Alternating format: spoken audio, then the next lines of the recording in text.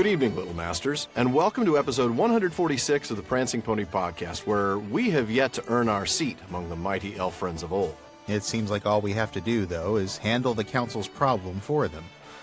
But folks, go ahead and pull up a bench in the common room, and we'll be right there. Yep. I'm Sean Marchese, the real-life Lord of the Mark, and I'm here with the Man of the West, who has inherited not an heirloom only, but the sinews of the kings of men. Okay, you guys know I didn't write that, right? Alan Sisto. Giving away our secrets. Thanks, Sean. Appreciate that. But who can tell? Well, I'm not putting it to the test today. But I am going to hand it back to you to introduce the next segment. Well, today we're bringing you another new installment of The North Wing. Barlam and Butterbur had a room or two in the North Wing at the Prancing Pony Inn, made special for hobbits. Well, this is our place, made special for some of our listeners, to give us a chance to get to know them. Now, rooms at the North Wing are a little hard to come by these days, so only our patrons at the Elrond's Honorarium and Círdan's contribution tiers are eligible. So if you'd like to be one of the next patrons to join us, be sure to check out patreon.com/prancingponypod. Yeah, please do. I mean, we've got a bit of a waiting list for the North Wing right now, but we'll be getting to all of them soon, and we will make room for more if necessary. As best we can. Well then, why don't we go ahead and welcome today's guest to the North Wing, Chad Bornhold. Hello there. Hello, Chad. Hello, Chad. Welcome. Thank you very much.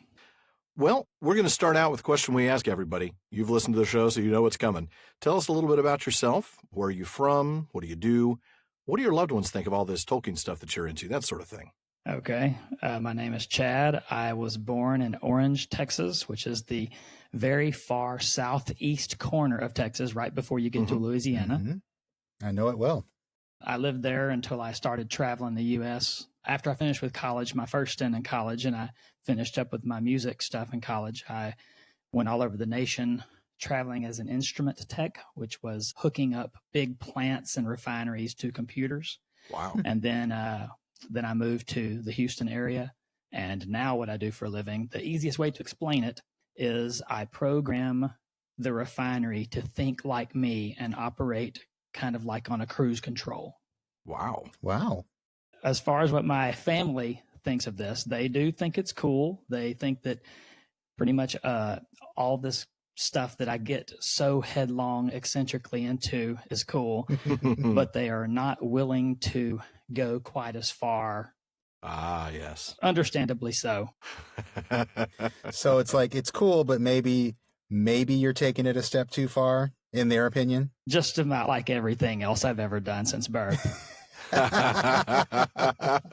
We know nothing of things like that. Right. That's never been our experience at all. Right. Yeah, I know nothing of taking it too far. Like, what? You're going to start a podcast? What? It's going to be weekly? You're going to go weekly now? Yeah.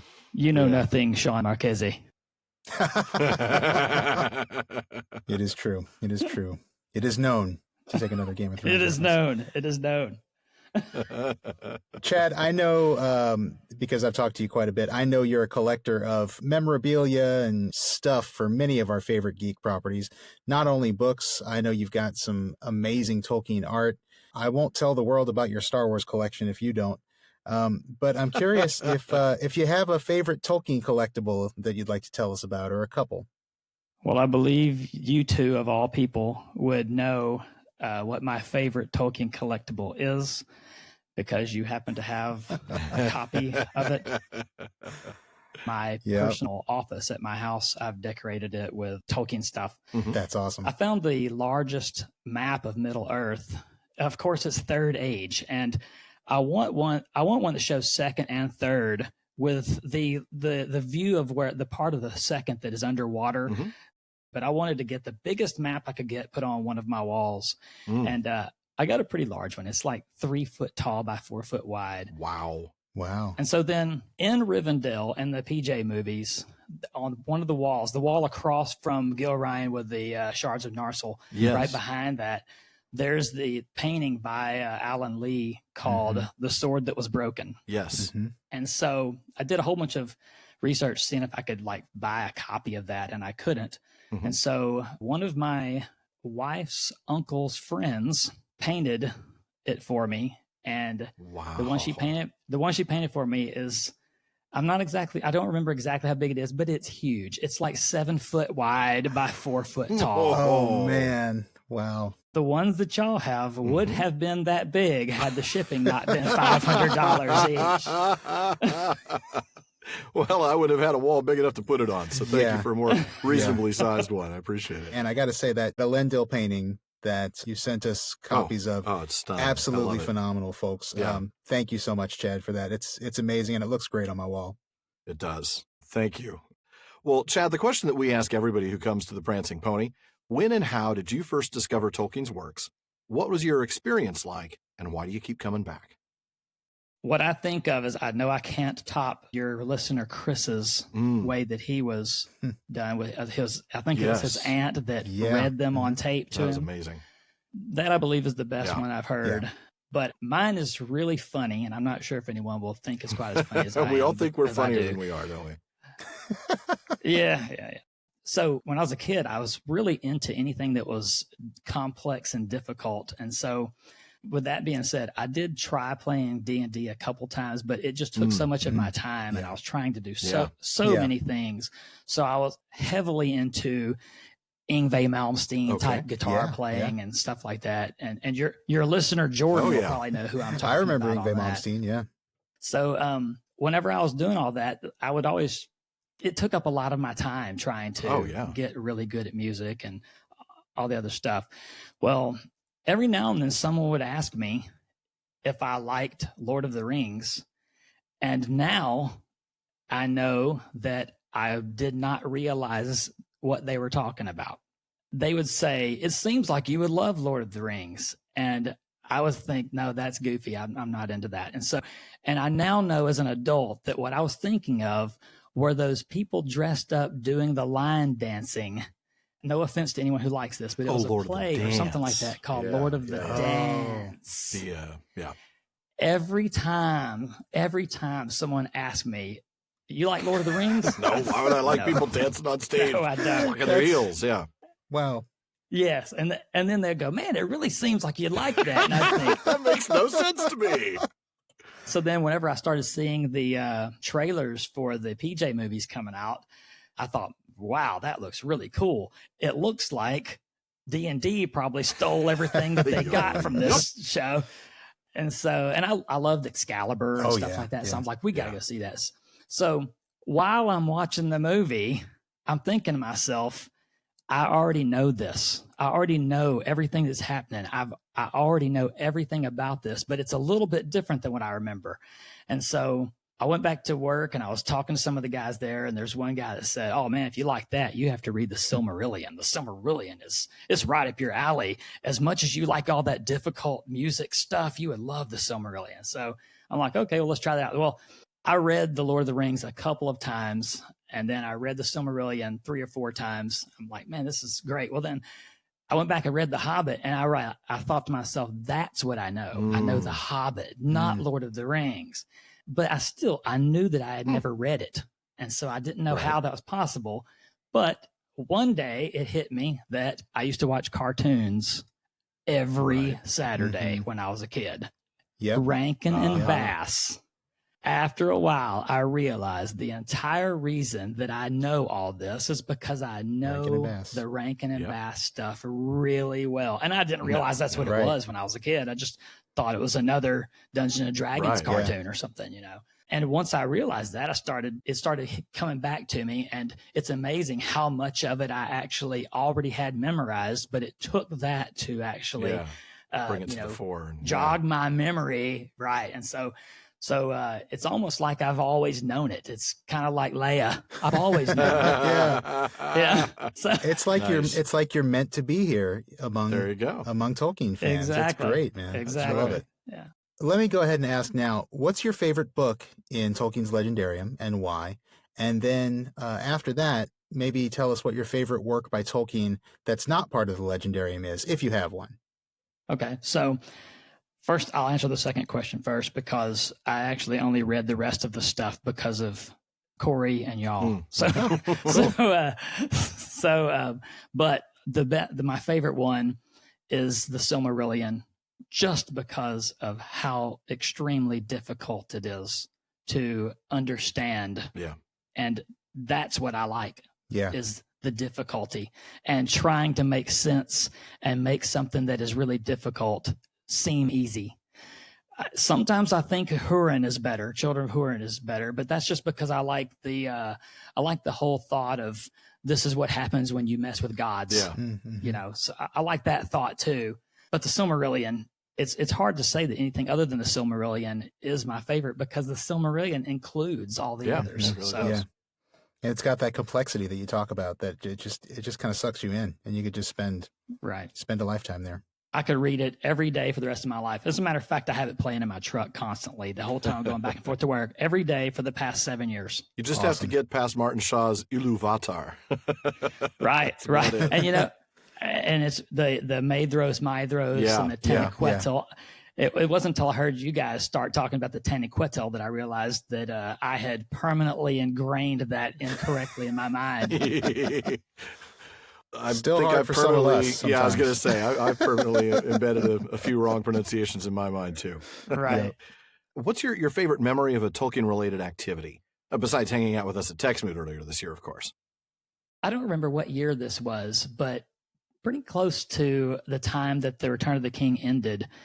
Peter Jackson and Weta and all those guys, you guys may remember this better than I do, but they were traveling around, and they had an exhibit that was running all over the nation, doing all the props and the costumes and all that stuff. Mm-hmm. I believe it was the Houston Museum of Natural Science or something like that. One of those places. Yeah. Okay. They basically turned it into Middle Earth, and I still have pictures from it. Wow. Bummer. But it was pretty cool. They had the boat with Boromir's likeness with his clothes. Oh yeah, it was really cool. A whole bunch of that stuff. That's awesome. I don't remember that. I remember. I remember a couple of things. Well, I was living in Los Angeles at the time, so it's hard to know what was just happening in L.A. and what was actually traveling. But I remember some events, but I don't remember that. That sounds cool. Neither do I. Mm-hmm. Well, and now we get to enter our favorite time of the show, the lightning round for quick questions and quickish answers. Okay. All right. Your favorite scene or moment in The Lord of the Rings? The book or the movie? The book. The book, I really like the part where Aragorn is giving up his earthly body. And yeah, in the appendices, yeah. Right. That's a more, great moment. More than memory, right? Yes. Yeah. What's one place in Middle Earth you wish you could visit? 100% positive it's Rivendell. That's like the place where I would love to be forever. Okay. Understandable. Only while it's protected. Right. Yeah. Fair enough. Not now. No. Would you rather hang out with the Noldor or the Teleri? Now, this is assuming it's First Age and the Noldor you're hanging out with are not Feanor and his sons. That's a tough one because of it's indecisive me coming up because the Teleri, the music type people and the creative type people, because I do a whole lot of building and creating things, and I do a whole lot of music and things like that. So I would have to say I'd split my time with them. Pre-burning. Be a little awkward after that, I suppose. I was going to say, it's going to be a little hard for you to go across the Helcaraxa every time you wanted to switch gears. Right, exactly. Maybe I could uproot an island or something. Okay, Ulmo, you go right ahead. Favorite dwarf? Oh, goodness. I don't know. I like the story of Mim, but I also like the Pukelmen story, and I kind of consider the Pukelmen to be more relatives of dwarves than of men. The faithful stone. The faithful stone. The faithful stone, right? I like that. But as far as real dwarves go, I'm guessing that I would have to go with Balin or someone who we don't know a whole lot about. Balin's a good choice. That's a good one. Yeah. Yeah. Well, would you consider yourself a Merry or a Pippin? I act like Pippin, but my mind is that of Merry's. Okay, fair enough. Those are some great answers, Chad. We really appreciate your time with us, and we've loved having you here in the North Wing. But I think for now, it's time for us all to head back over to the common room and join the rest of the listeners. Thank you very much for having me. Well, thanks again, Chad, and we will hopefully see you back here at our next Questions After Nightfall, if not sooner. And now we return you to the podcast already in progress.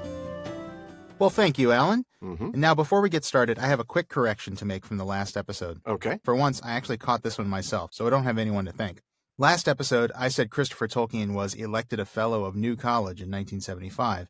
And then a moment later, I said he resigned his fellowship in 1975. I remember that. Like, wow, he Well, was only there for like a few months, huh?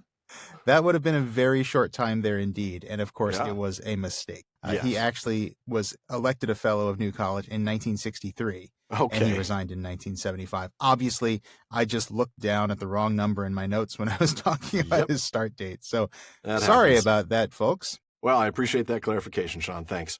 Mm-hmm. And folks, let's go ahead and get back to the book now because, as you know, we are all about the books here at the Prancing Pony Podcast. Yes, we are. We bring you other Tolkien stuff from time to time. But at heart, Alan and I are fans of Tolkien's books and books about Tolkien. That's our passion. Mm-hmm. And as you know, we read a lot of books in preparation for the show every week. So if you'd like to get your hands on a book that we've mentioned, you're going to want to check out the official library page of our website, prancingponypodcast.com, where we have links to every book we've mentioned on the show. And there's a lot of other stuff on our website, too.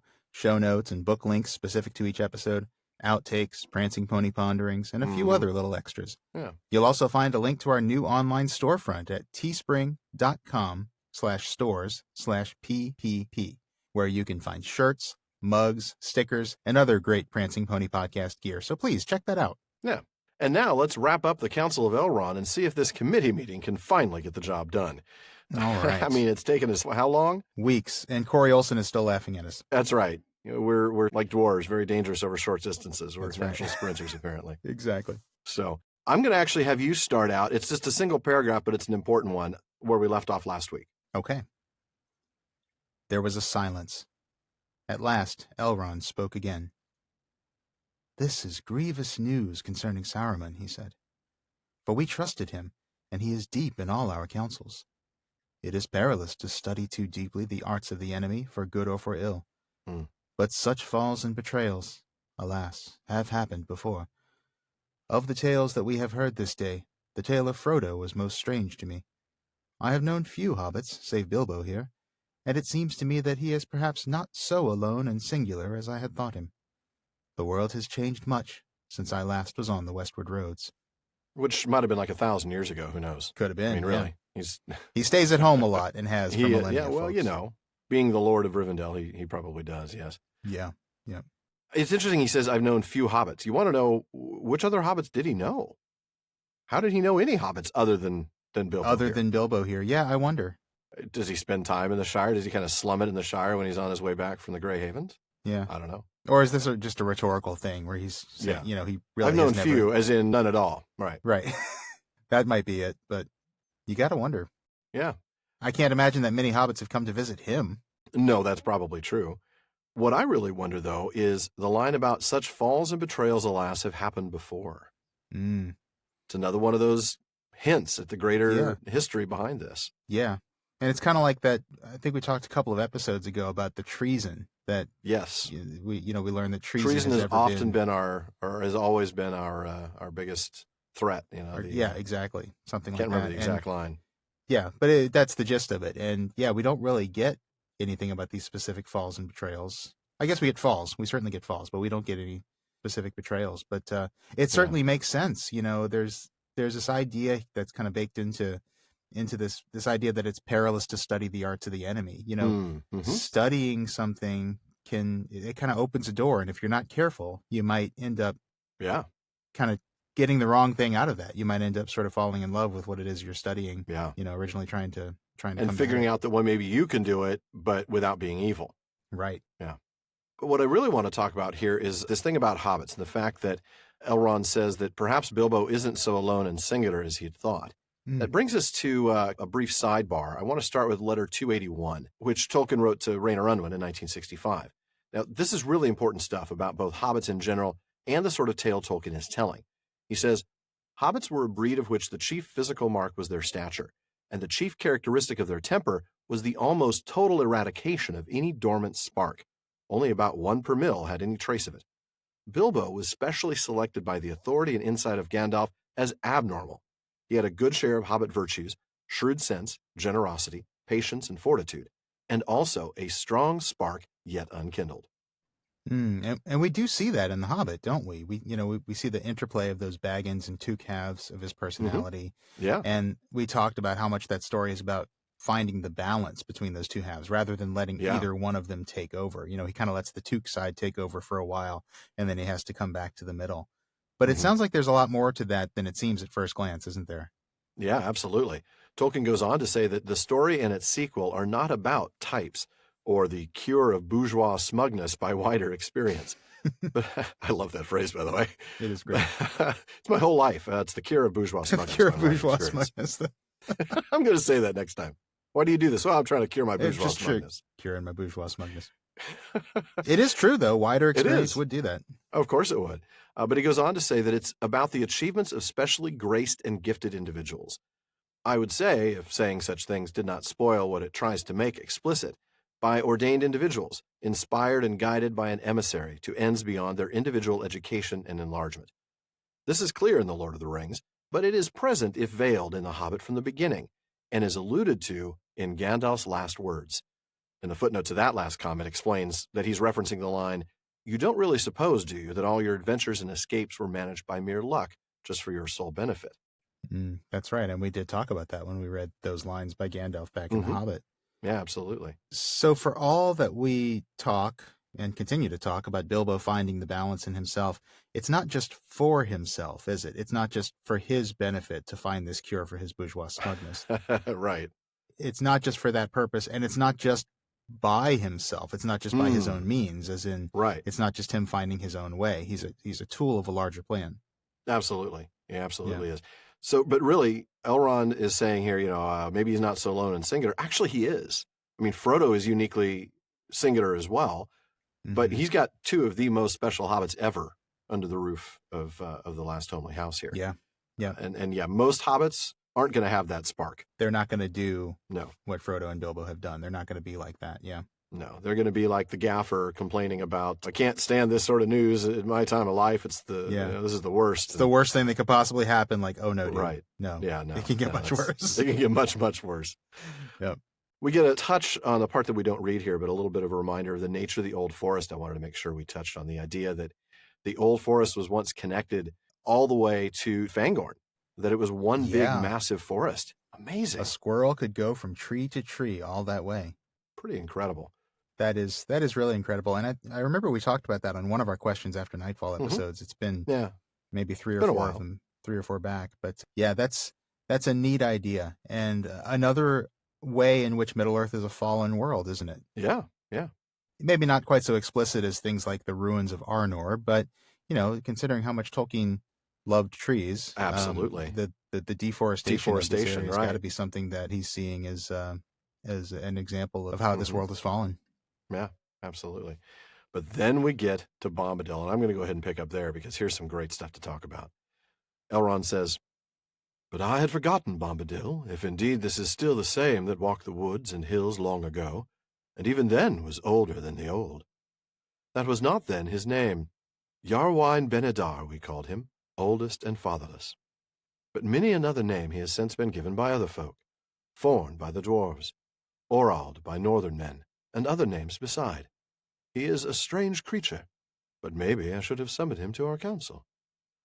"He would not have come," said Gandalf. "Could we not still send messages to him and obtain his help?" asked Eristor. "It seems that he has a power even over the ring." "No, I should not put it so," said Gandalf. "Say rather that the ring has no power over him. He is his own master, but he cannot alter the ring itself, nor break its power over others. And now he is withdrawn into a little land, within bounds that he has set, though none can see them, waiting perhaps for a change of days, and he will not step beyond them." "But within those bounds, nothing seems to dismay him," said Eristor. "Would he not take the ring and keep it there, forever harmless?" "No," said Gandalf, "not willingly. He might do so if all the free folk of the world begged him, but he would not understand the need. And if he were given the ring, he would soon forget it, or most likely throw it away. Such things have no hold on his mind. He would be a most unsafe guardian, and that alone is answer enough." "But in any case," said Glorfindel, "to send the ring to him would only postpone the day of evil. He is far away. We could not now take it back to him unguessed, unmarked by any spy. And even if we could, soon or late the Lord of the Rings would learn of its hiding place, and would bend all his power towards it. Could that power be defied by Bombadil alone? I think not. I think that in the end, if all else is conquered, Bombadil will fall, last as he was first, and then night will come.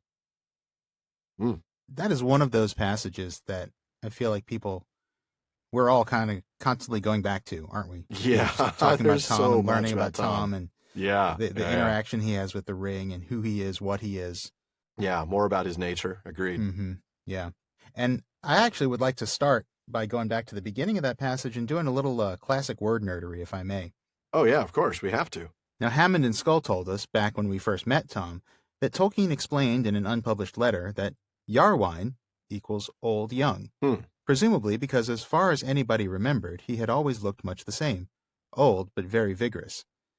And although he doesn't say this in that quote, I would add that Ben Adar means fatherless, having no father. Right. As and opposed then in the to Pat nomenclature, Benatar, who presumably had a father. Right. Presumably she did. Although I suspect she might have been descended from Yarwine Ben Adar, because it's the singing. Yeah, it is. Yeah. Do you remember that line when Tom said, "Hit me with your best shot"? Yeah. And actually, she had a not so successful single with "Hey Doll, Mary Doll," but I thought probably haven't heard that one. It wasn't on MTV. No, it wasn't. But anyway, we digress a little bit. But then in the nomenclature, we learn that these other two names that we get here are meant to be names in foreign tongues, not common speech. Right. Foreign is actually the Scandinavian word for belonging to ancient days. Orald is an Old English word for very ancient, evidently meant to represent the language of the Rohirrim and their kin. You know, that's as good a place as any to talk about another theory about Tom Bombadil that, frankly, we didn't get into when we had our council on him last season. Oh, yeah. Yeah, I was surprised because we did get a lot of mail on this one. A lot, yeah. Yeah. I'm speaking of the theory that Tom Bombadil is supposedly a stand-in for Professor Tolkien himself, a way of inserting himself into the story. Mm-hmm. And the so-called proof for this is the names Forn and Orald, because if you put them together, they're an anagram for Ronald, as in Tom Bombadil is a stand-in for Ronald. Yeah, we got some mail on this one. And to be honest, this was a theory that I had read before we did our research for, what was that, episode 121, when we talked about Tom. Yeah. We did not include it in that episode because, frankly, and I may upset some people out there with this, I frankly never put any stock in it. And I didn't really think it was all that widely accepted. Apparently, more people than I thought are attached to it. So I am sorry to disappoint folks out there who like this theory, but I'm just not buying it. And I've got a few reasons for that. The first reason is, as we've just discussed, Forn and Orald are names that actually have meaning on their own. They're not just made up anagrams. They're actual words in other real languages. Words, not Quenya words or Rohirric words. These are actual real words in Old English and Old Norse. Yeah. Right, exactly. Right. Secondly, Tolkien doesn't really tend to work in anagrams that much. No, he really doesn't.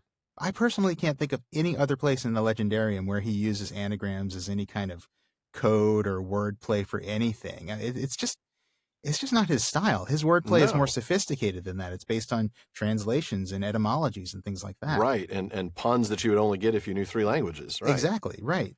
Another reason is it's really hard to find anything in the description of Tom Bombadil that could even match Tolkien.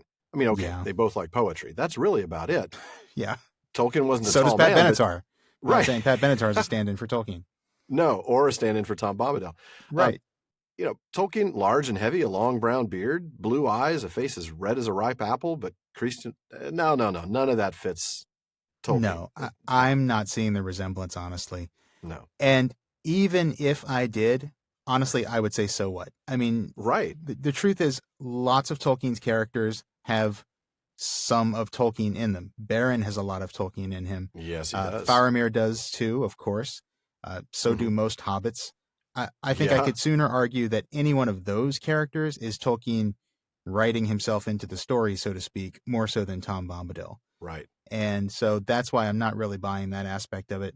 And frankly, none of this answers the main question most people care about when they talk about Tom Bombadil, which is what Tom is and what purpose does he serve in the story. Saying he's a stand-in for Tolkien really doesn't get you any closer to, okay, well, what is he in Middle-earth? And okay, what is he doing there? Right. So I have to call this theory a dead end. I'm kind of questioned it from the very beginning. So sorry if I'm disappointing anyone out there, but that's why we didn't talk about it more back when we were talking about That's Tom. exactly right. That's exactly right. I wanted to throw in a little bit extra, though. You talked about Faramir, who I've always kind of seen, not so much as a stand-in, but he's the guy I always think of as if Tolkien Maybe put more himself like in the Tolkien story. than others. Yeah. Yeah. You know, there's a letter that he writes. He says that as far as any character is like me, it is Faramir. I'm trying to remember exactly where that is. It's letter 180. So that's worth looking up if you're interested in that. But just wanted to mention that. Yeah. So interesting, though, that, Elrond, maybe we should have invited him. I mean, after all, Galadriel's seat is available. She's a no-show, so we could have invited him. Oh, goodness. You know, we got some questions in Barlaman's bag. These didn't make it into the mailbag segment, but we actually got some questions. You know, why is the council being held at Elrond's house instead of in Lothlorien, where Galadriel could actually make it? Well, probably easier to get there, number one. And number two, it's just where everybody ended up. Remember, this was a spontaneous council. Right. You know, you were called here, though I didn't call you. Yeah. From distant lands, so. Yeah. Yeah, and hat tip to listener Lori on that, because as I'm looking at the mailbag here, I see it was Lori who wrote in with that most recently. She said, like, well, Galadriel is older and wiser, isn't she? And I think we had that conversation an episode She's or so older ago. for sure, yeah. But later in this episode, we'll talk about the fact that it's not strength or wisdom that accomplishes this task. It's going to be done by mortals. And I think going back to something we talked about with Corey a couple of episodes ago, episode 142, Galadriel is sort of inaccessible to mortals. She's kind of, that's true. She's standoffish. She's kind of wild and perilous to mortals. And I think she is, like you say, they were called here. They were all called to Rivendell. And I don't know that Galadriel would have had the same effect on this council that Elrond has, which is to be very accessible and kind of give the counsel that people need to get stuff done. Anyway, a little digression there, but just something. Not that he ends up being the best leader of committee the council chair, in terms of committee chair, right? Handling the actual meeting. No, but it ends up working out for the best. So anyway, forgive the digression, but it's just a fun question I've had on my mind. Oh, absolutely. Now, we should probably go ahead and look a little bit at Tom. And, we talked about how this is a great passage for looking back at who Tom is. Tom and the power of the ring, Gandalf. He's being his own, he is his own master. He can't change the ring or break its power, but he can at least prevent it from having power over him. But is that enough? Right. And I'm not really sure it is, because, he's got such a small sphere of influence. Right. And he would not be the person to trust with the ring. No. It would be a bad idea to give it to him. He'd forget it or, toss it. We've talked about to like Salvation Army or Goodwill or something.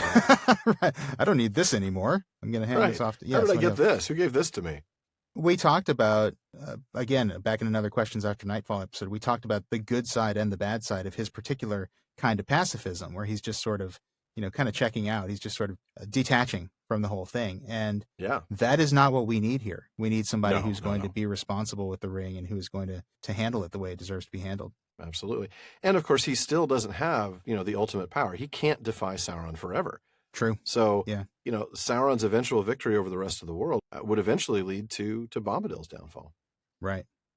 And we see that's the case at other places too. There's power to resist here at Imladris, at the Grey Havens, and in Lorien, but not forever. Right.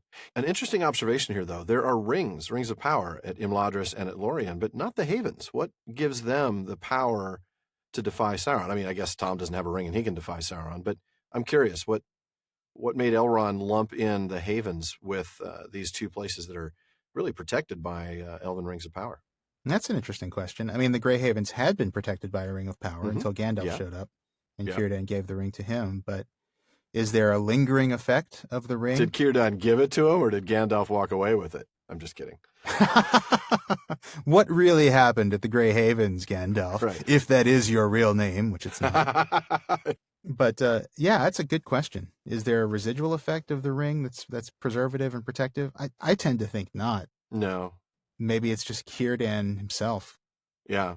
Serious wisdom. I mean, he's been around a very long time. Yeah, exactly. Remember Círdan the shipwright. Remember when we were talking with... Whoa, who's that? Oh, that must mean there's something really important here. Yeah. That guy's cool. Yeah, he is. Yeah. So what's the conclusion? Well, we've got to either send it over the sea or destroy it. That's the initial conclusion. Hot potato. Get rid of it or destroy it. And we can't destroy it. We don't have the means to destroy it here. No, we can't do that. So we got to send it back. Oh, wait. But the Valar aren't going to take it. And No. that's really interesting. No, they're going to mark it Return to Sender, you know? Have Arendelle do a drop on his next flyby. Right, exactly. No, This does not belong here. Return to Sender, Yep.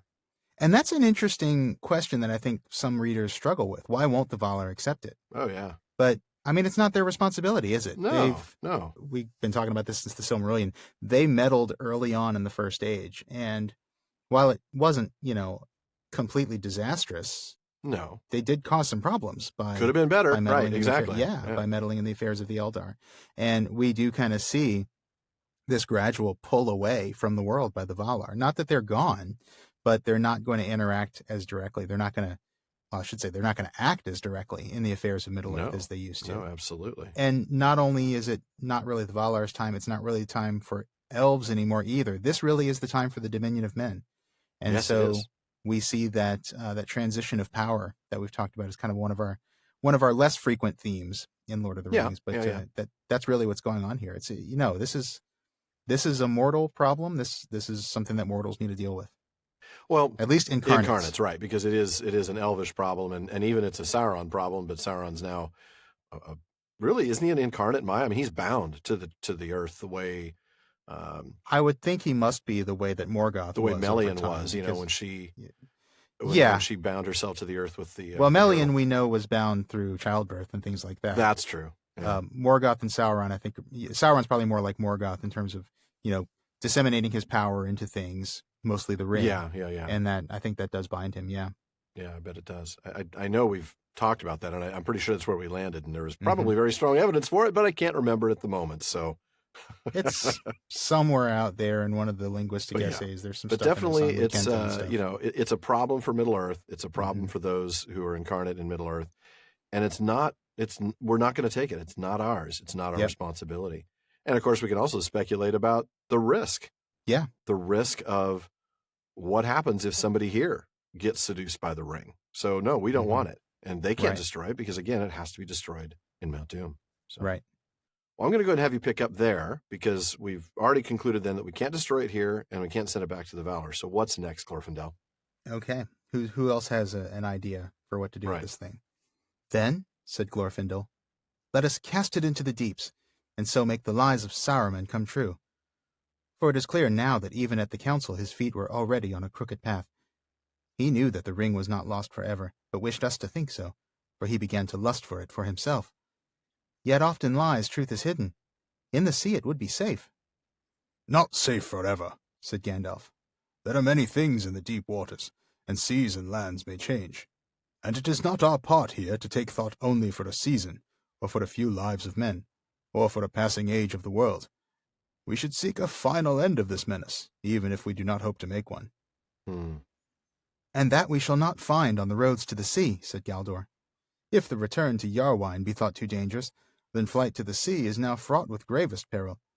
My heart tells me that Sauron will expect us to take the western way when he learns what has befallen. He soon will. The Nine have been unhorsed indeed, but that is but a respite ere they find new steeds and swifter. Only the waning might of Gondor stands now between him and a march in power along the coasts into the north. And if he comes, assailing the white towers and the havens, hereafter the elves may have no escape from the lengthening shadows of Middle-earth. So two things jump out at me in that. First, he's only thinking about the elves escaping. I mean, he's an elf, so that's his only concern. Well, if he comes and does this, I mean, I know it'll ruin the lives of hobbits and men and dwarves, but then the elves can't get away. It's like my first thought. Is it that, or is it just he's afraid of making the situation worse? I mean, I see what you're saying, and I don't know that I have a good response for it. You're probably right. But what just it's get kind used of like to it, Sean. Just get used to it. It seems to me like it's kind of and not only would all this bad stuff happen, but also the elves would have no escape. The elves wouldn't even have the out that they have now. Right. I know it's not much better. I'm not doing a good job of defending. But the other thing that jumped out at me was hilarious. Was only the waning might of Gondor, and you can hear Boromir go, "What? What do you say? What? Excuse me? Heard that? Yeah. I mean, who you calling waning? Wane this, pal. Yeah. Right. He's Well, of course, he has something to say about that. Gondor wanes, but Gondor stands. But Gandalf's line is particularly intriguing, though. This idea that, look, it's not our job to solve the problem for now, for this generation, for the next 25, 50 years, or even for the next 1,000 years. You realize we're talking about, some very long-term stuff here. He's talking about the lands changing. And of course, we know that happened with Beleriand going under the waves, with Numenor going under the waves, with the coastlines getting completely redrawn. Right. So Gandalf's aware that this kind of thing can happen. And he's thinking about thousands of years from now. Yeah. That is not good enough. None of us will be around then. I mean, unless Elrond decides to stick around forever, because he can. But, we're not likely to be around. Right. But that certainly takes on a different significance in a world filled with immortal people. In a world with elves and those who don't die, the incarnate Maiar, for instance. I mean, they can die, but not of old age. Mm-hmm. They are going to have that perspective that man would never have, that recognition that getting rid of it for 5,000 years even isn't enough. Right. We have to destroy it, even if we don't have a chance of destroying it. Yeah, that's a really good point. For men, it's easy to kick that can way down the road, because for us, it is way down the road. Mm-hmm. It's not our children or our grandchildren or our great grandchildren who are going to see that. It's going to be, I don't even know. We'll how all many be gone by generations then. That's history of the world scale of time. Right. That's like the ancient Egyptians building the pyramids and wondering what we'll think of them. Yeah, right. Exactly. Yeah. So because men have such a short perspective on the world, that seems like a long time to us. But for people like Gandalf and Elrond and Glorfindel, you're right. It's not a lot of time at all. Yeah, absolutely. So Boromir, of course, his response. And then Elrond has the clear conclusion at this point. We now have to do something that none of us really want to talk about. We got to send the ring to the fire. Mm-hmm. And that's where I'm going to go ahead and pick up. Silence fell again. Frodo, even in that fair house, looking out upon a sunlit valley filled with the noise of clear waters, felt a dead darkness in his heart. Boromir stirred, and Frodo looked at him. He was fingering his great horn and frowning. At length he spoke. "I do not understand all this," he said. "Saruman is a traitor, but did he not have a glimpse of wisdom? Why do you speak ever of hiding and destroying? Why should we not think that the great ring has come into our hands to serve us in the very hour of need? Wielding it, the free lords of the free may surely defeat the enemy. That is what he most fears, I deem. The men of Gondor are valiant, and they will never submit, but they may be beaten down. Valor needs first strength, and then a weapon. Let the ring be your weapon if it has such power as you say. Take it, and go forth to victory." "Alas, no," said Elrond. "We cannot use the ruling ring. That we now know too well. It belongs to Sauron and was made by him alone, and is altogether evil.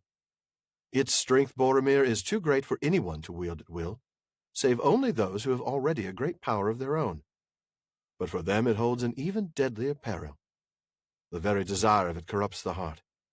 Consider Saruman. If any of the wise should with this ring overthrow the Lord of Mordor, using his own arts, he would then set himself on Sauron's throne, and yet another Dark Lord would appear. And that is another reason why the ring should be destroyed. As long as it is in the world, it will be a danger even to the wise. For nothing is evil in the beginning. Even Sauron was not so. I fear to take the ring to hide it. I will not take the ring to wield it." "Nor I," said Gandalf. Boromir looked at them doubtfully, but he bowed his head. "So be it," he said. "Then in Gondor we must trust to such weapons as we have. And at the least, while the wise ones guard this ring, we will fight on. Mayhap the sword that was broken may still stem the tide, if the hand that wields it has inherited not an heirloom only, but the sinews of the kings of men." "Who can tell?" said Aragorn. "But we will put it to the test one day." "May the day not be too long delayed," said Boromir. And we'll just leave it there. Man. Boromir, he's... I know, Boromir. Boromir's a bit pessimistic here. I mean, I understand. I'm not saying... Of course. I'm not saying he shouldn't be, but... They're under pressure, man. I mean, Mordor's at their door, more so than with any other, the free peoples. Yeah. So... Yeah, but let's go back to the beginning and talk through it. We're kind of getting ahead of ourselves a little bit, I guess. Yeah, well, we start with that dead darkness. I don't know about you, but I think I'd always read that as a dread darkness, but this is even worse, isn't it? Yeah, I can't remember how I've read that on previous readings, but yeah, a dead darkness. There's Wow. Yeah, there's kind of a cold despair in that phrase. Emptiness. Yeah. Mhm. Yeah. But Boromir here doing the Boromir thing. Look. Yeah. It is a gift. A gift to the foes of Mordor. Yeah. I mean, Saruman may be evil, but he's not stupid. Why don't we use this thing? Exactly. That's what Sauron is afraid of. Oh, yeah, of course he's afraid of us taking this weapon and using it. And he is. He's right about that. That is exactly what Sauron fears the most. We know that throughout the text. They use that to their advantage later on, but he's certainly never considering the destruction of the ring as something that these people would do. Nobody would do that. Who would destroy this thing thing that could bring you power? Thing? Yeah, right. The mere idea of destroying the ring hasn't even begun to consider the possibility of speculating about crossing his mind. Well said. Well, I like Thank that. you, Douglas Adams, for that little help there. So Elrond. And then Elrond. I love Elrond. He's like, well, I was going to say mansplaining. He's half elven-splaining things to Boromir here. He's there like, you go. No, you don't get it, man. It's altogether evil. Strength is too great. He goes through the list of all these things. But Dude, have you been listening to any of this? I know. Have you been paying attention at all? Yeah. At all? Have you listened to anything we've said? But Yeah. I really like this nugget that's buried in here, that nothing is evil in the beginning. Even Sauron was not so. This is really this reminder that evil itself is not a created thing. It is a corruption of a created thing. And that's really this distinctly Augustinian view. Creation is good. Evil is a freely chosen negation, a willful rejection of the original state of perfection. It's an interesting little insight into Tolkien's philosophy here. Yeah, and to illuminate this, I want to go to letter 153 for a bit. This is the draft to Peter Hastings, the Catholic bookstore owner. Right. In it, Tolkien writes that Sauron was, of course, not evil in origin. He was a spirit corrupted by the prime Dark Lord, the prime subcreative rebel, Morgoth. He was given an opportunity of repentance when Morgoth was overcome, but could not face the humiliation of recantation and suing for pardon. And so his temporary turn to good and benevolence, and he's got quotes around that, ended in a greater relapse until he became the main representative of evil of later ages. Right.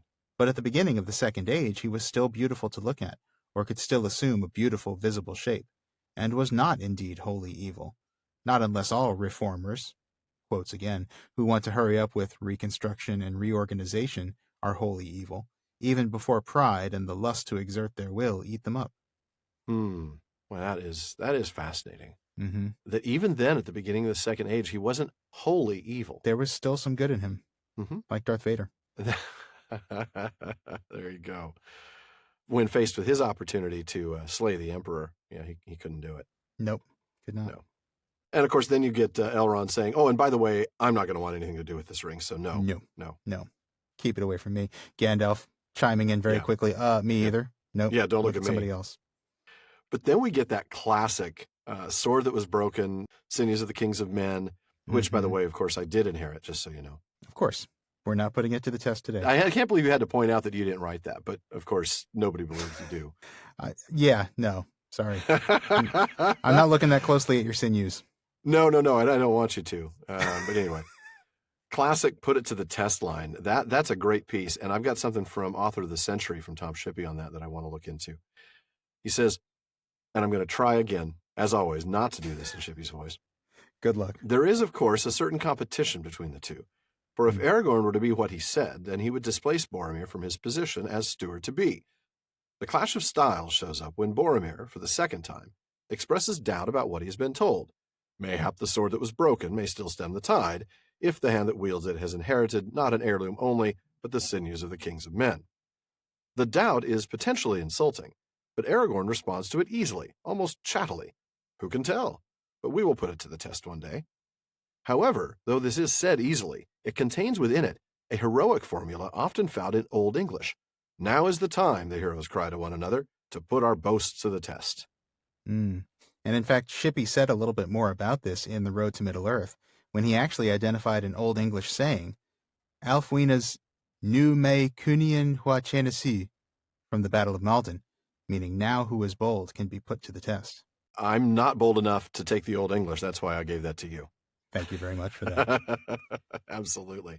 I do love but again, I love that Shippey has also picked up on something we've been talking about, which is this constant tete-a-tete between Boromir and Yes. Aragorn. You know, Yeah, doubt the little versus hope. side conversations between Aragorn Mhm. and Boromir while the rest of Yeah. the council is doing its business. Yeah, Yeah. it's good stuff. Well, now, before we get to Glowin's proposal, we want to remind you about our sponsor here at the Prancing Pony Podcast. Yeah. Well, you know what's a sneaky good holiday gift this year? Super comfy Bombas socks. Now, most people don't ask for socks. I don't know I've ever asked for socks for Christmas, but that's only because they haven't worn Bombas. Yeah, Bombas socks are really soft. Like, made with the softest cotton in the world soft. Yeah. Now, their socks are built with arch support that isn't too tight. It's really like a nice hug for your feet. And you do a lot of different things, so Bombas makes a lot of different socks. Mm-hmm. Dress socks for work, performance socks for working out, and even limited edition holiday socks. My favorite are the merino wool socks. They're like magic. Soft, warm, naturally moisture-wicking, and never itchy or rough. So, you know that person who's just a gift enigma, completely impossible to shop for? Well, Bombas is the gift that even that person will love. Everybody will. So, go to bombas.com/PPP and get 20% off on any purchase during their big holiday sale, November 18th through December 5th. That's bombas.com/PPP for 20%. bombas.com/PPP.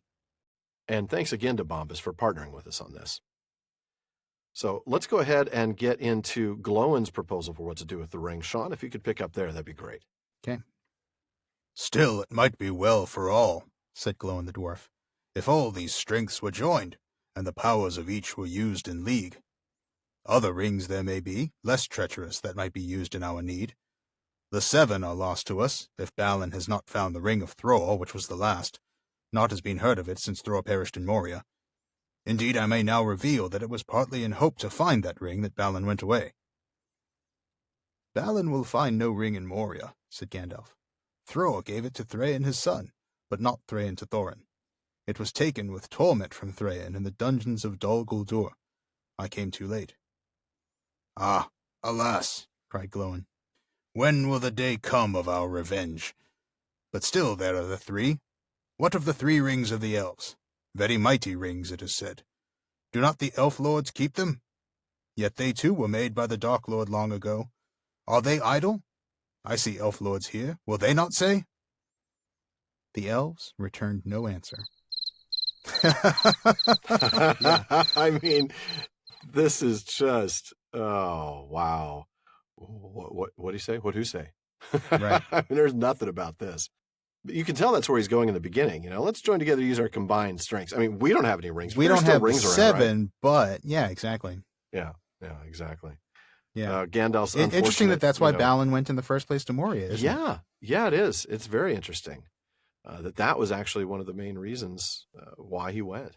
Mhm. But then Gandalf has to say, well, I hate to break it to you. It's That not is there. unfortunate. Yeah, Yeah. it's not there anymore.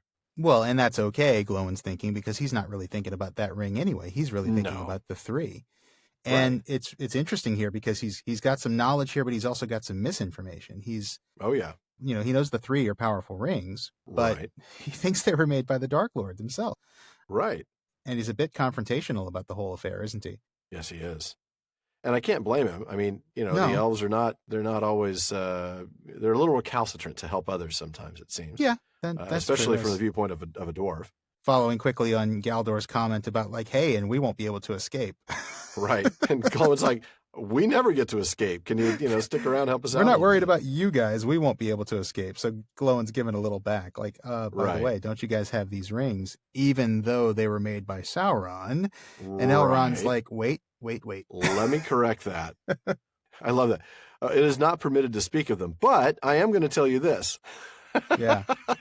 I mean, seriously, if you've signed an NDA, Elrond, in which you are not supposed to discuss, you cannot confirm nor deny the existence of such rings, nor can you talk about them or what they do or do not do, then you're in violation, even if you're not telling Glowin and the rest of the council who holds them and where they are. Yeah. I mean, that's the only thing he doesn't say here, isn't it?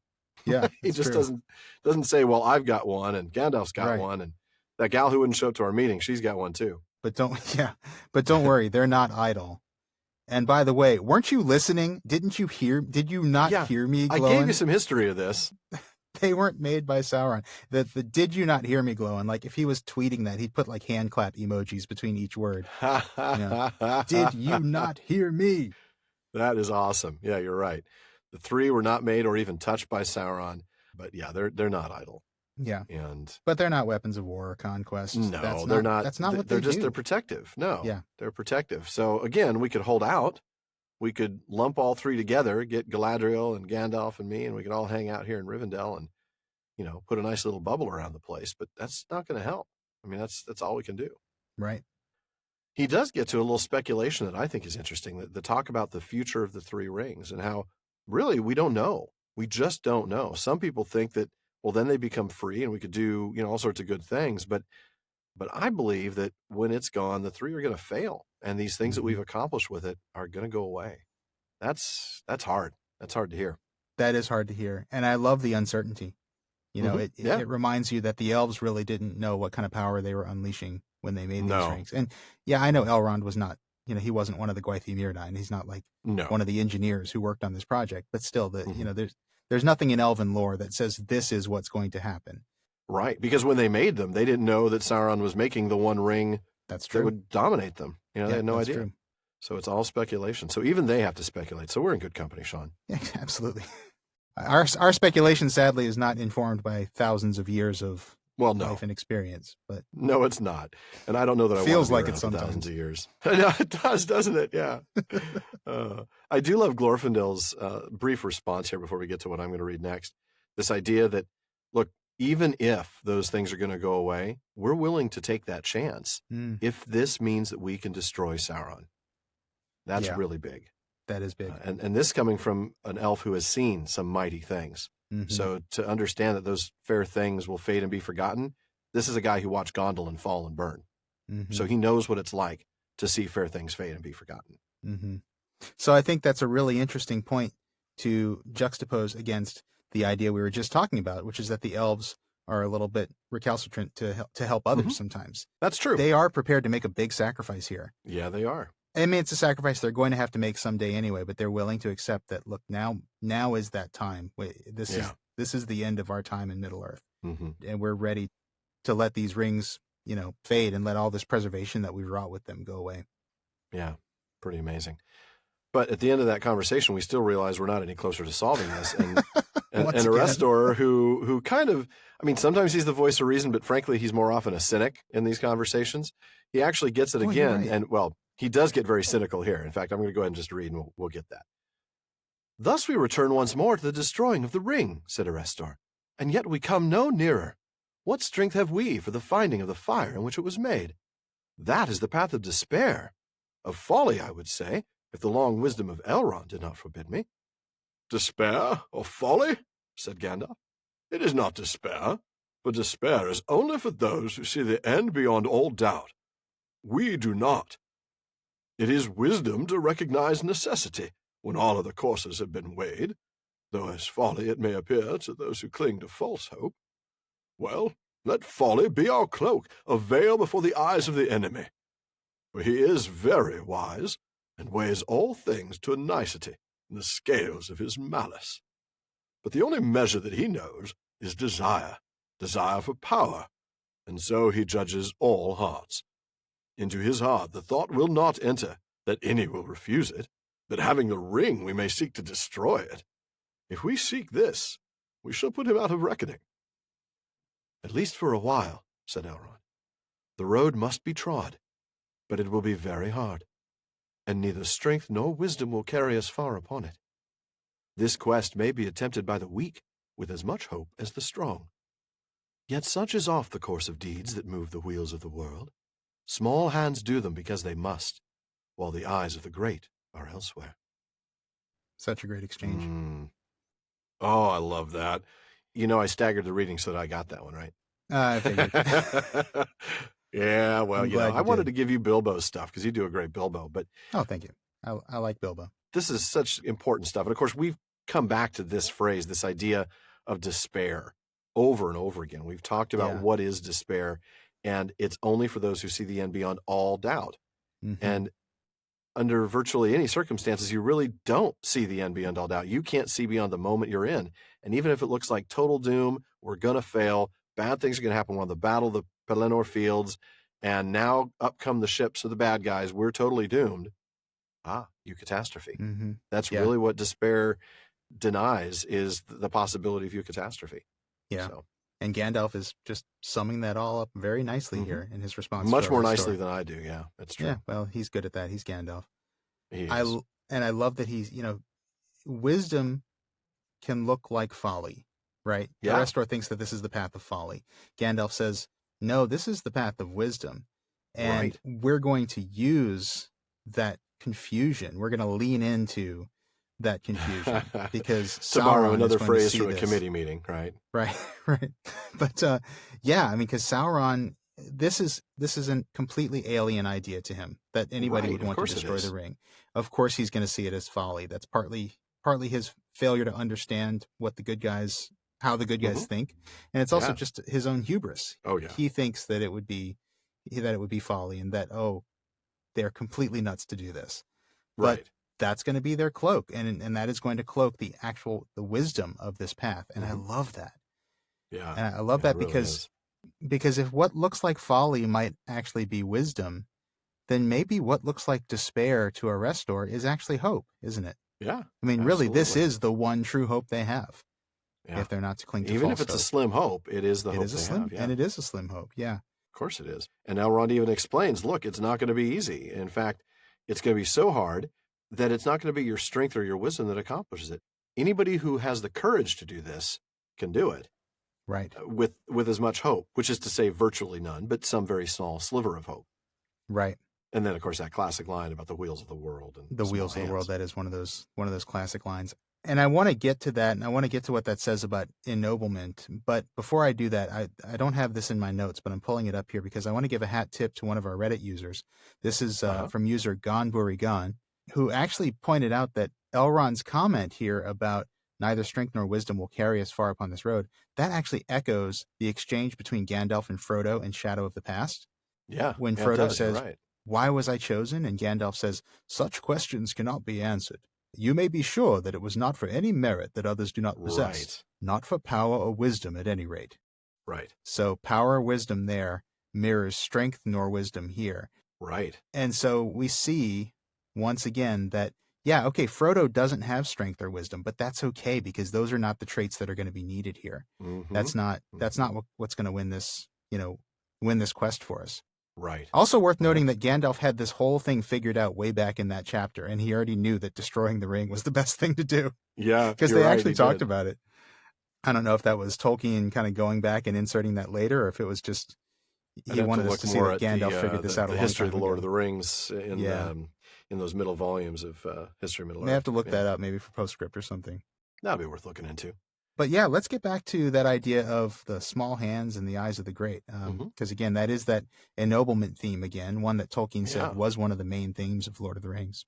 That's right. In fact, here's a quote from our favorite letter, number 151, to Milton Waldman, that makes that point really clearly. Tolkien says, this last great tale, coming down from myth and legend to the earth, is seen mainly through the eyes of hobbits.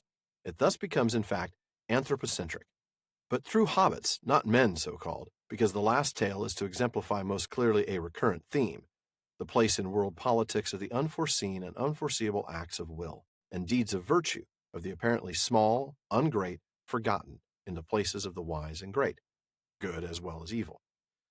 A moral of the whole, after the primary symbolism of the ring as the will to mere power, seeking to make itself objective by physical force and mechanism, and so also inevitably by lies, is the obvious one that without the high and noble, the simple and vulgar is utterly mean, and without the simple and ordinary, the noble and heroic is meaningless.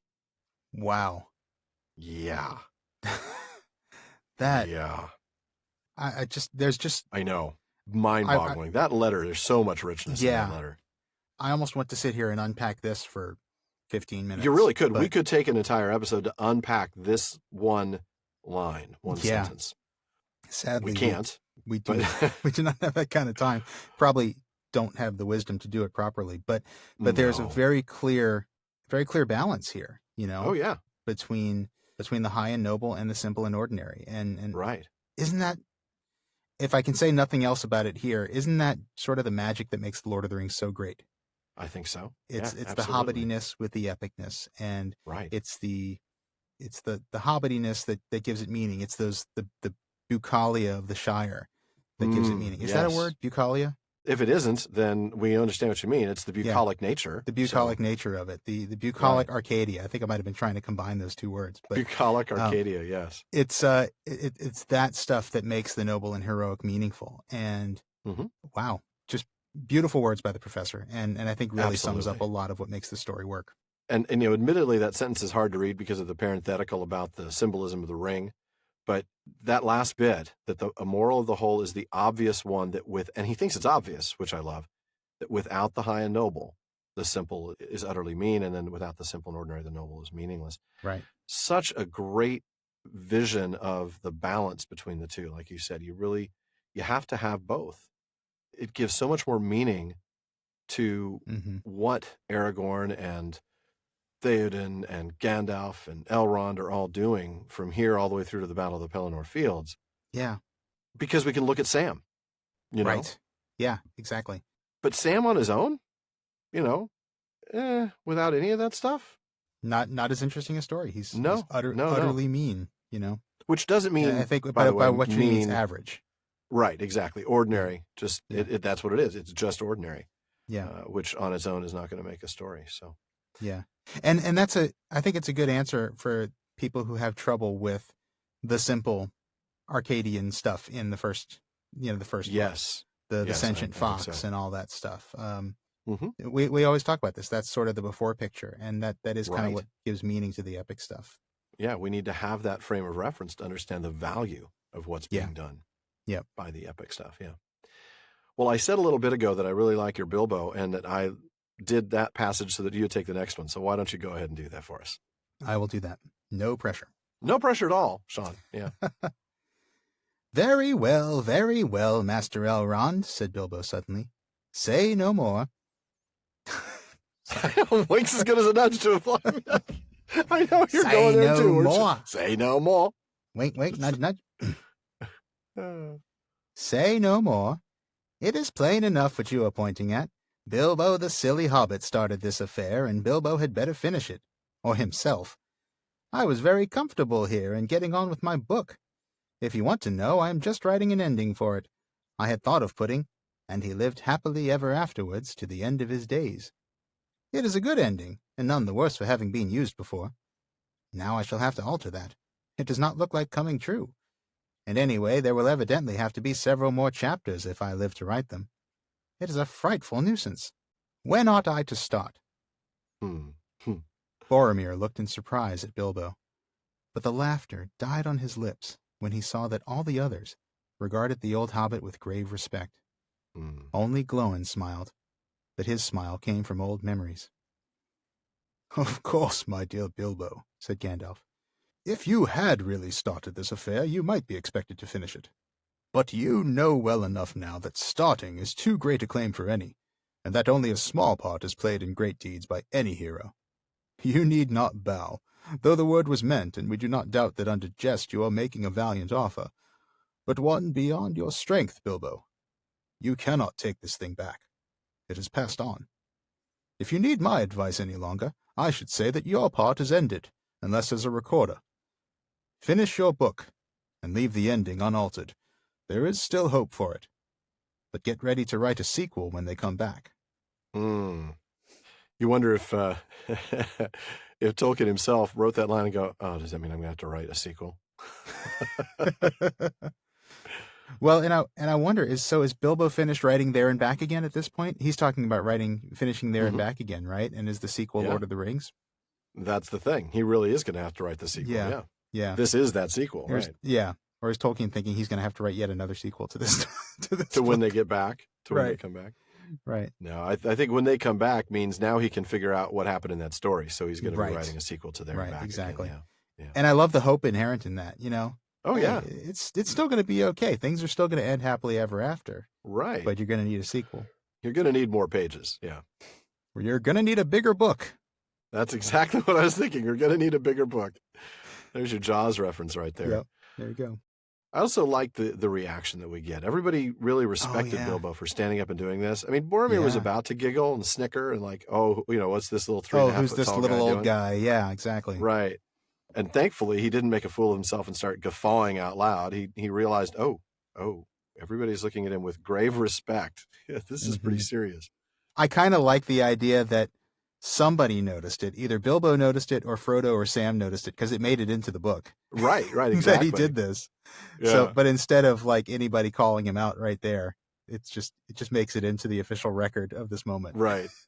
Poor Boromir. Posterity knows that Boromir was about to laugh, but he didn't. And no, you're right. And that at least it says a lot about him, Well, yeah. He can read a room is what it says. Right, exactly. Really.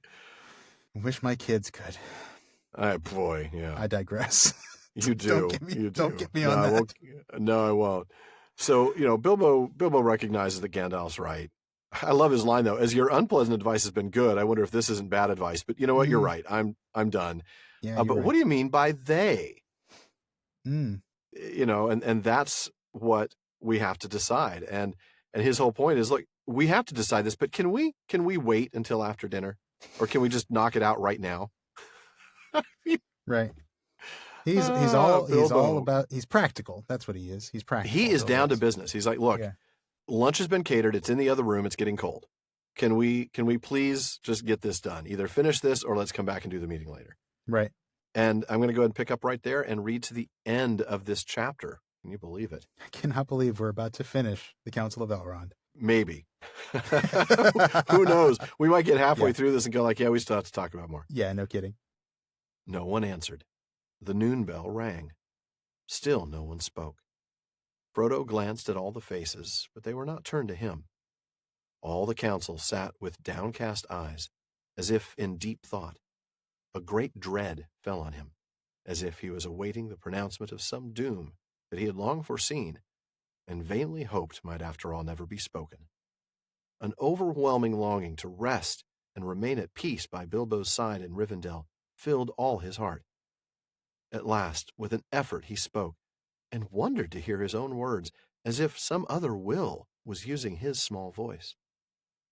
I will take the ring, he said, though I do not know the way.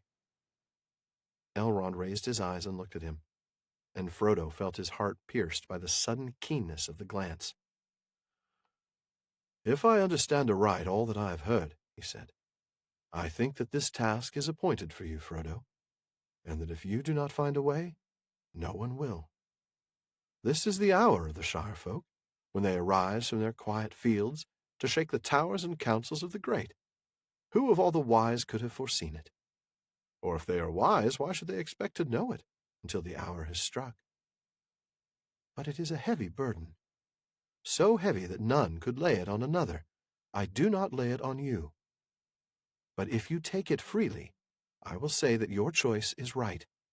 And though all the mighty elf friends of old, Hador and Hurin and Turin and Beren himself were assembled together, your seat should be among them. But you won't send him off alone, surely, master, cried Sam, unable to contain himself any longer, and jumping up from the corner where he had been quietly sitting on the floor. No, indeed, said Elrond, turning towards him with a smile. You at least shall go with him. It is hardly possible to separate you from him, even when he is summoned to a secret council, and you are not. Sam sat down, blushing and muttering. A nice pickle we've landed ourselves in, Mr. Frodo, he said, shaking his head. God, I love Sam right there. Yeah. Man, so much. Obviously, there's a lot here. There's a reason why we're only, we still have like 15 minutes of conversation to have in this episode. Yeah. And we just finished the last reading. That's because there's so much to unpack. Yeah. The silence. Have you ever been in a room where there's that uncomfortable silence? Oh, yeah. This is like that times 10, isn't it? I mean, this is a seriously awkward silence. Well, because it's not just an awkward silence because of something somebody has said. We've all been in that situation. This is that awkward silence where everybody feels they need to say something or feels like they need to do something. But they don't know what to say or do. Right. And nobody really wants to either.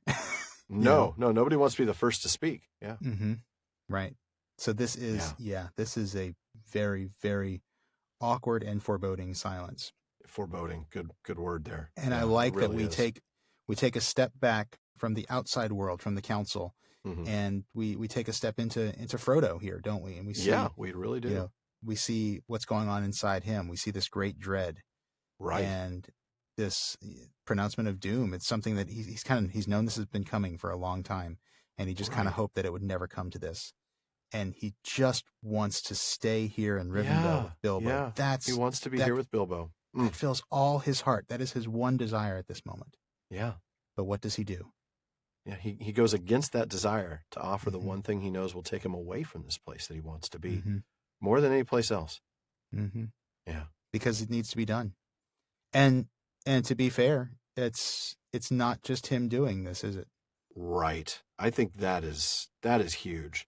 Can we just reread that line? He wondered to hear his own words as if some other will was using his small voice. Now, I wrote a Prancing Pony Pondering about inspiration a few years ago. You know, this idea of characters having words put in their mouths. Yeah. Happens a lot, you know, like when Beren is before Thingol. Right. Or when Tuor gets to the top of the pass there. And that's right, in Gondolin. Or when Frodo's in Shelob's lair, and, you know, he has the Aya Erendil, Enion, and Kalima, but that's actually another voice speaking through his. Right. I did not list this one in that essay, I don't believe. But this is a really important instance of it. Very important instance. It's a thing in medieval English literature. I'll actually put a link to that pondering in the show notes for this so folks can read it. But do that. Yeah, this is a thing in medieval English literature, and it's always a sign that the speaker's being used by a higher power. It's divine inspiration, really. And yet, as we'll see, it's not certain. It's not as though he still must do this. He's offering. The offer may be coming externally, right? The words to make this offer are coming from some external source. Let's just be clear, Iluvatar. But he still, as we'll find out with Elrond, has to make the decision to accept this. Right. And that's a free will choice. So we'll get to that more. But boy, this idea of another will using his voice is amazing. It really is. Yeah. I guess that really does lead us straight into the free will thing, doesn't it? It does, yeah, because, I mean, Elrond actually then says this. He's talking about, he says, I think this task is appointed for you, so that's fate. Right. But he also says, I do not lay it on you. Nobody can lay it on you. Right. But if you take it freely, you're making the right choice. If you take it freely, the task that's a very appointed, clear explanation of what goes on here between fate and free will. This is fated to happen, and if you take this action freely of your own free will, then you are making the right choice. But you're not forced to do so. But you could turn it down. That's right, if you take it freely. Really big. And something to note here from one of the letters, actually it's a draft for a letter to Eileen Elgar. This is letter number 246 in the collection. She had commented on Frodo's failure to surrender the ring at the Cracks of Doom. Spoiler. Yeah. I think everybody knows what's going to happen. But, I think so. And Tolkien has this to say. He says, I do not think that Frodo's was a moral failure. At the last moment, the pressure of the ring would reach its maximum. Impossible, I should have said, for anyone to resist, certainly after long possession, months of increasing torment, and when starved and exhausted. Frodo had done what he could and spent himself completely as an instrument of Providence, and had produced a situation in which the object of his quest could be achieved. His humility, with which he began, and his sufferings were justly rewarded by the highest honor, and his exercise of patience and mercy towards Gollum gained him mercy. His failure was redressed. I love that. That's such a rich explanation. And while that really is a great reminder, and the whole point of the letter is to say that Frodo's not a failure, there are two things here that I want to point out that I think relate back to this passage. The first is that Tolkien clearly identifies Frodo as an instrument of providence. So this goes to Elrond's first point about the task being appointed for him, and also to the idea of another will using his voice. But the second thing in the letter is a little easier to miss. Frodo's humility with which he began. This is the moment he's referring to here. This humble decision to accept the appointment of Providence. And I think his humility is why the later failure is redressed, but this is why. This is the evidence of that humility, that when he does fail at the Samath Naur, he would still be saved, that he would be shown mercy. Yeah. Absolutely amazing. Yeah. And this is Rich something stuff. Although I know it's going to be years before we get there, it's something I can't wait to get into, because it really does. it really is all about producing that situation in which the quest can be achieved. Frodo can't achieve the quest on his own. No, he couldn't. Gollum has to do that for him, though Gollum does not mean to do it either. But it is because Frodo has sort of set up the pieces. He set up the dominoes. Yeah, and he really did. And something I just can't wait to get into. I know that is, but I will have to. Yeah, you'll have to wait a few years. As a matter of fact. The Hour of the Shire Folk. My goodness, boy, that's telling. Yeah, isn't it? Bilbo played a huge part in it. And now it's Frodo, and Frodo's not going to be by himself, even though at this point Elrond doesn't necessarily have any intention of sending Sam with him, or Merry and Pippin for that matter. In fact, we'll find out later that he doesn't want them to go. Right. Yeah. Yeah, especially Pippin. He wanted to send elf number 47 and elf number 48, if I recall. Right, I think so. Yeah, the red shirt elves. Yeah. The Hour of the Shire Folk. Yeah, because that's what this is about, the ennoblement of the Shire Folk. This is about the small hands turning the wheels of the world. I think I just misquoted that.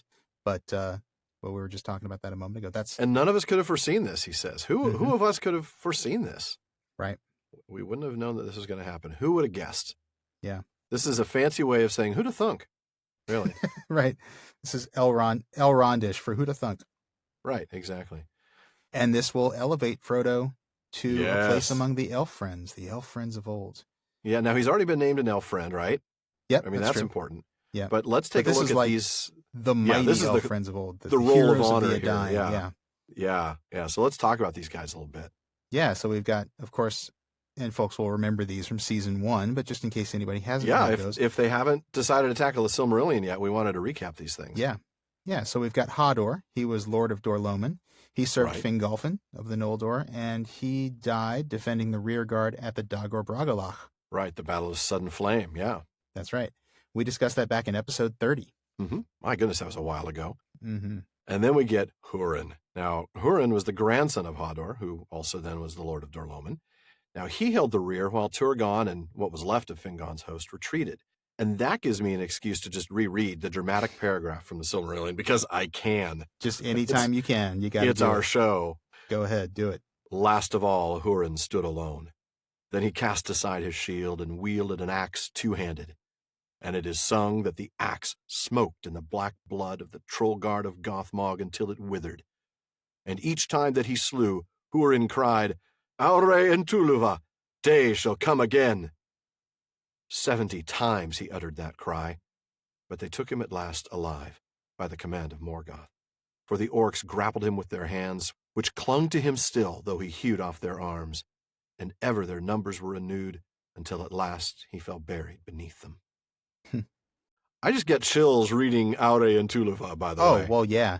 And you've done it a few times since episode 34 when we first covered that chapter, and you get better at it every time, I have to say. Oh, well, thank you, sir. That is just, that is such an amazing moment, seeing this wiry little guy, because he's not described as like a super bulky, strong guy. No, he's a little guy. He was a scrapper. He's a sinewy, he's a scrapper. Good way to put it. And he's just hacking away with this two-handed axe. 70 times. 70 orcs. 70 kills. So much 70 so that kills he's chopping the arms off the hands that are grappling him. 70 kills at this moment in a battle that's been going on for a while. I suspect there were probably more kills before that point. I bet there were, and I'm pretty sure that, when Legolas and Gimli are, that only counts as one, and 22, 23, Húrin's like, 70. That's cute. You guys are Come at me, bro. Right, yeah. Yeah, my goodness. And then who else is mentioned but Turin, of course. Yeah. Turin, of course, was Húrin's son, so that's 3 men of that line who were elf friends.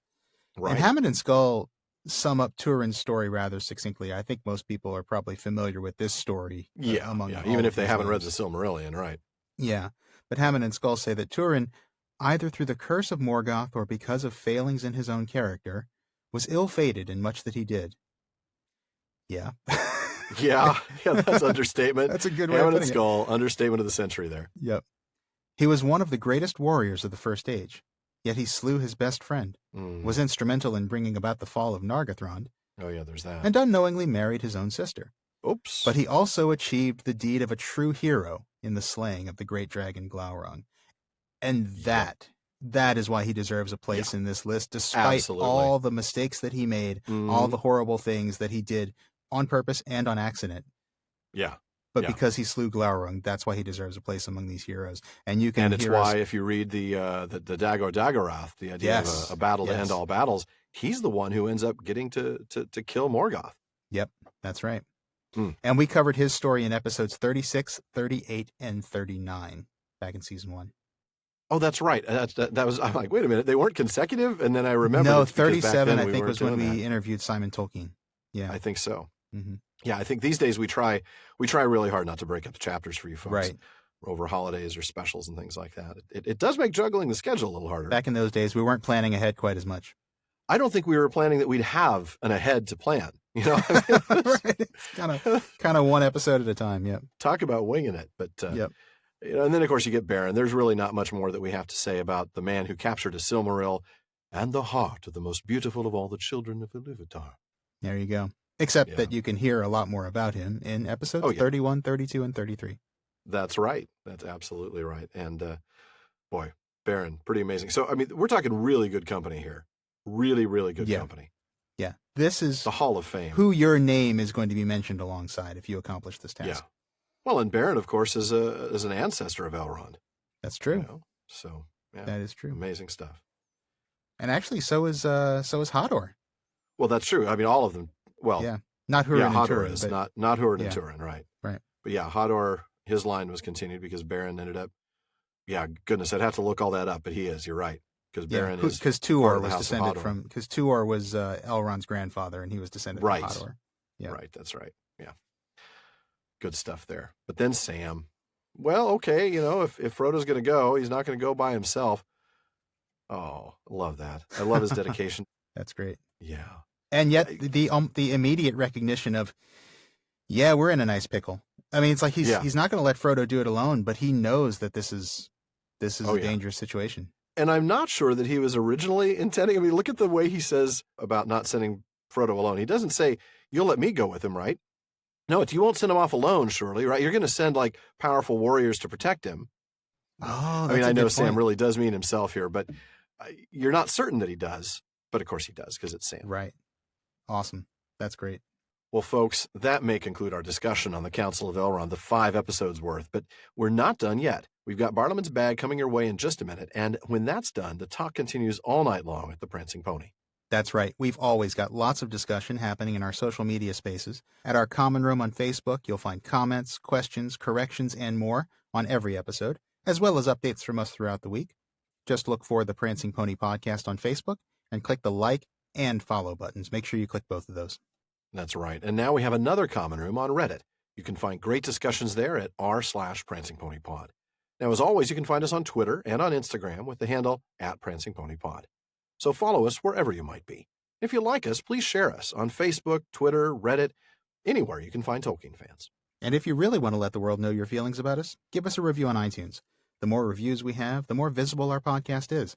That helps others find us and this great community of Tolkien fans we've built together. Yep. And if you'd like access to exclusive content like postscripts, quarterly specials, PPP swag, and more, check out patreon.com/prancingponypod to find out how you can join the fellowship of the podcast. Now, I think it's time to see what old Bartleman has in the mailbag for us. Sean? All right. Well, we've got a couple of questions from Tracy about some things that were on the council's agenda today. Okay. First, Tracy asks, how exactly are the 3 bound to the 1 if Sauron had no hand in their making and Celebrimbor kept them secret? Right. How could Sauron have made something that had power over things he wasn't aware existed? Why would it be better if the 3 had never been? You know, that is a valid question. However, we should clarify that Celebrimbor did not keep the 3 secret from Sauron. Right. Of the Rings of Power in the Third Age tells us, in those days the smiths of Ost-in-Ethil surpassed all that they had contrived before, and they took thought, and they made rings of power. But Sauron guided their labors, and he was aware of all that they did, for his desire was to set a bond upon the elves and to bring them under his vigilance.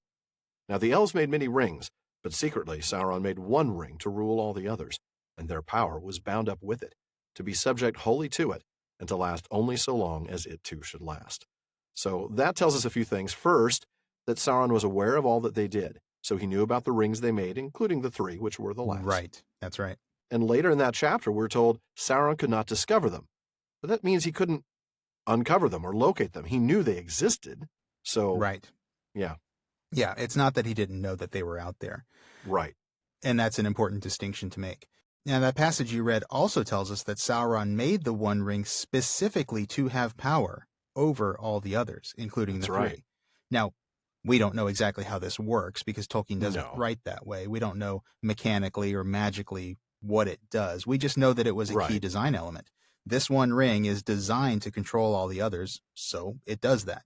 And Right. remember that Sauron guided their labors from the beginning of the Ring project with the goal of setting a bond upon the elves. So this was his plan all along. He may at any point have introduced something to the elvish designs that gave him a back door, so to speak, to controlling the rings later on. It's almost like he put some malware into them that he knew he could exploit later on. Yeah, that's a pretty good analogy. Thank you. It seems a little silly, but it kind of No, works, I mean, it really. fits. You're right. I mean, he puts in a back door that he can access remotely and trigger control. Yeah, exactly. Now, as for why it would be better if the three had never been, I think because making them was kind of like opening Pandora's box. Had they never made them, then, okay, all the beautiful things that they kept preserved in these places like Rivendell and Lorien, all those things would have faded a long time ago, but at least that would have been nature taking its course. That would have been a natural playing out of events. Right. But they did make the three, and they brought all those beautiful things with it, but also created a way for Sauron to control them if he regains the One Ring. And again, I'm going to mix metaphors here, but that's like you can't put that genie back in the bottle, right? No, that's true. So yeah, they've created this thing that Sauron can exploit. And if they hadn't created it, then Sauron wouldn't have power over them in that way that he is going to have. That's true. And again, if the One Ring is destroyed, all that beauty that they wrought with these exploitable tools is going to fade anyway. So it's kind of like it's all going to be for naught in the long run. That's true. Well, Tracy's second question is Bilbo's offer to take the ring a genuine one, or is it in some small, even subconscious way, an attempt to get it back? We know from many meetings that it still has power over him. Does he really not recognize his age and ability? Sean, do we recognize our age and ability? Certainly not. In fairness, no. Perhaps after being stretched for so long? Or is there a hint of the ring at work in his offer? What do you think, Sean? Really good question. That is an interesting one. Some speculation here, but I think Bilbo is perfectly sincere in his offer. I think that he is taking some personal accountability for his part in this. We've seen several times over the course of this chapter that taking accountability for one's mistakes and even the mistakes of one's ancestors is a trait of the heroes, and I think he's doing that here. And I think he's also trying to atone for his lies about the ring in the past. I think he would gladly be the one to take the ring, and I think I'm sure deep down he probably knows he's too old to do it. But just like us, he's trying to fool himself here. I think he would still gladly make the sacrifice if the council asked it of him.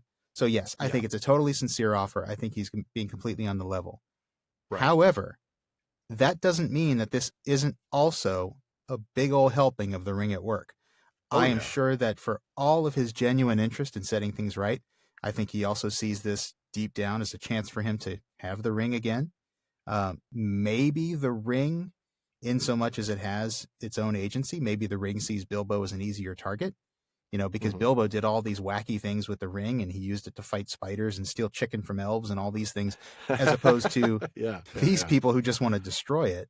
And so maybe if the ring has any say in this, if the ring even has that kind of agency, maybe the ring is sort of attracted to him for that purpose. Maybe. So I think, Alan, if I can paraphrase one of your usual sayings here, you usually say, is it fate or free will? And the answer is yes. Well, is it the ring at work or is it Bilbo's own volition? The answer is yes. Taking the words right out of my mouth as usual, Sean. This is an example of yes and not either or. Bilbo's heart is in the right place. He sees how much chaos his little discovery has caused, and he's willing to do what needs to be done, even if it is really well beyond his abilities at this point. But like Sean said, we all know the ring has its own motives and purposes at times. I'm sure it would far rather be with its old master who liked to use it often, instead of with this new guy who seems bent on destroying it. Definitely. Yep. Yeah. Well, folks, that wraps it up for another episode of the Prancing Pony Podcast. Now, please be sure to join us again in 2 weeks. We're taking next week off for the Thanksgiving holiday, when one of our guests from Tolkien 2019 will be joining us. That's right, we'll get a full episode to visit with Brian Sibley. Oh, and he was such a delight to spend a little time with in Birmingham. I cannot wait to have a full episode with him. Mm-hmm. And you folks are going to love it, too. Yeah. We're going to be talking about his work on the BBC radio adaptations of The Lord of the Rings, of course, and Tales from the Perilous Realm, and a whole lot more. Yeah, absolutely. It's going to be a great one. And as always, folks, we want to thank each of you who are listening, and we also want to give a very special thank you to our patrons at the Kierdan's contribution tier. That's Demay in Alaska, James in Virginia, Tamsin in Minnesota, Emily in Texas, Chad in Texas, Lance in New Jersey, Paul in Colorado, Jerry in Texas, Bruce in California, and Mario in Utah. Thank you, all of you, so very much. Make sure you don't miss a single episode of the Prancing Pony Podcast. Subscribe to the show through iTunes, Spotify, or your favorite podcast app. And one last thing as always, don't forget to send your questions, comments, and, well, most of all, your most efficient GPS routes to the cracks of doom. No toll roads, please. To Barliman at theprancingponypodcast.com. Extra points for sending us audio of those GPS routes in Gollum's voice. Just saying. Ooh, yes, definitely. Now, folks, you know Barliman's not always punctual with the mail, but we'll get back to you as soon as we can. And your question or comment may be featured on an upcoming show. Mm-hmm. Well, this has been far too short a time to spend amongst such excellent and admirable listeners. But until next time. Farewell, friends.